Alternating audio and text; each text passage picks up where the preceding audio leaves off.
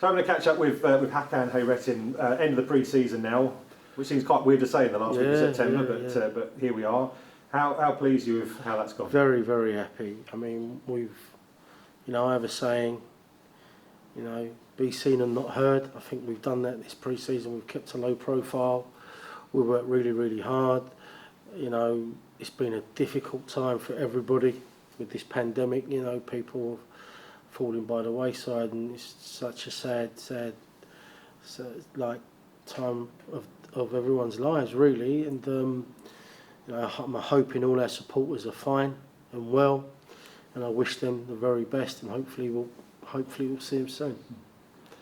As you say, it's quite extraordinary circumstances, isn't it? We brought players back at the start of pre-season that hadn't kicked a ball in anger for 4 months. Yeah. But what looked very impressive that people have kept themselves ticking over. Yeah, I mean, I was constantly in touch with the players, making sure their well-being first and foremost, and their families were the pivotal for me. But we've gone about our business due diligently. We've tried to make the right signings for the club, and let's have it right. Everybody's got to cut their cloth accordingly, and we're no different. We've got fantastic ownership here, and of course the chief exec, Bill Williams.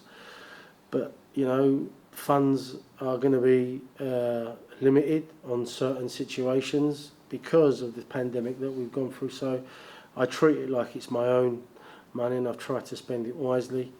I'm in dialogue more with Terry and Oliver. Obviously, Oliver's the other side of the channel. But no, everything's been good, and I've tried to bring in the players that I think that will wear the shirt with pride and honour. And I've been slowly but surely been really pleased with what I've seen. In terms of let's look at some of the new signs. Obviously, when we interviewed you last, Scott Rendell, Kresh was in.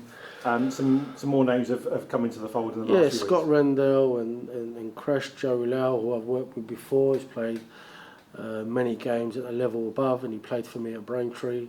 He's a leader of men. I think him and George will have a good partnership.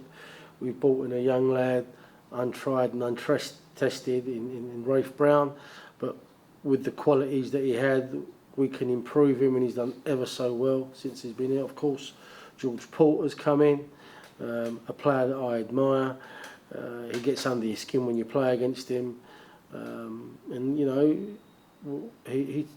we didn't really take a punt. It was a no-brainer for us, but we didn't know if we could afford him. We took a massive pay cut to come here.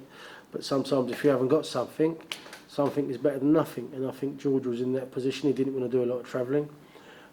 So we've got another player with National League experience.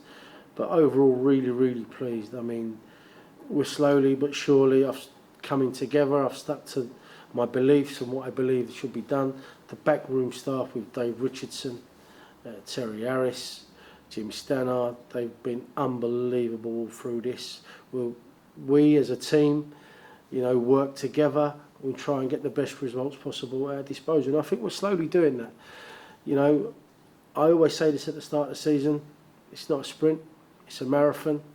I've asked the players for one thing and one thing only, to grow as a team, to grow as individuals, and the minute they walk in, to have the winning mentality, to change them draws last season into wins, and that's what I'm hoping for, and I'm pretty sure we're going to get that. There's no stone unturned. We're going to work really, really hard to make sure that we capitalise in every single sort of player that we've got to get maximums out of them, and we're doing that right now. I said to them today, the season starts today for me, so let's plan it like it's a league game, and we did that, and we got a result against a conference national team, and I'm thoroughly pleased with how things have gone. I haven't said a lot during pre-season because I wanted to keep a low profile and make sure that the players and the club and everyone else got the limelight. There's no sort of leader here. If there is a leader, it's the team. The team must come first, and that's the whole objective of this season, to get as many points as possible. And I want them to express themselves when they're playing, but to work as hard as possible without the ball. Again, it's such a shame with spectators not being allowed at all these games. Because, again, you look at the Herne Bay game, for example, we came in after 2 training sessions, they'd already played and trained for 6 weeks. We've only been back a week. This isn't about us trying to get results, it's about us gathering momentum. It's about us trying to do the right thing. We've played players for 45 minutes, we've played players for 60 minutes, and we've slowly ramped it up for today. That was the whole objective. The whole objective was to make sure we don't peak too early, is to peak at the right time, and I think we've done that. Now, our first game, our first competitive game, is going to be at Hendon, so we have to be ready for that, and I think we are. Again, it's an unusual way to start a season, not only obviously first week of October, but no league games to go in first. It's an FA Cup fixture. How are you feeling about that? Yeah, I think me and you had a conversation. I wasn't quite happy about that. I was treading the draw because I don't want to be playing anyone, particularly if you play a team at a lower level. They're going to raise their game. Doesn't matter if they've been playing for 1 week or a month. But we've got who we got, and we've got to prepare right. And of course, after the FA Cup, there's not much breathing space between that and the first league game, which is on that Tuesday. Yeah, they've played Bournemouth today, so we'll get a little bit of an insight of how they got on and how they do. They've made loads of signings. True or not, I don't know, but they've got a ground share agreement with Millwall, and Millwall are going to be working closely with them, giving them some players. So we're watching that situation closely. Like I said, no stone's going to be unturned. We're going to be making sure that we're going to do diligently, going to be ready for every game. And I just want to say thank you to all the supporters. I just want to wish them all the best. I hope to see them very soon. Well, hopefully at Hendon, as many as we can. Get behind the team like they always do. Last season I made a mistake. It's the Genko end.